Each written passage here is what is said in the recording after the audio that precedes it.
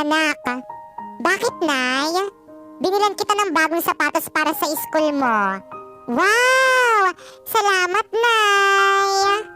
Nay, nasan po yung sakin? Aba, sino may sabing mag-aaral ka? Hindi kita pag-aaralin, no? Yung totoong anak at kadugo ko lang yung pag-aaralin ko.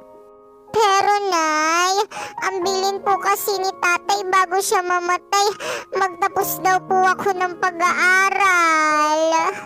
Pwes, kalimutan mo na yung sinabi sa'yo ng tatay mo. Dahil hindi yun matutupad. Dahil hindi kita pag-aaralin. Pero, Nay, wag ka na nga magpero-pero dyan. Tama ka, Nay. Wag mo na yung pag-aralin. Dahil ampun lang naman yan.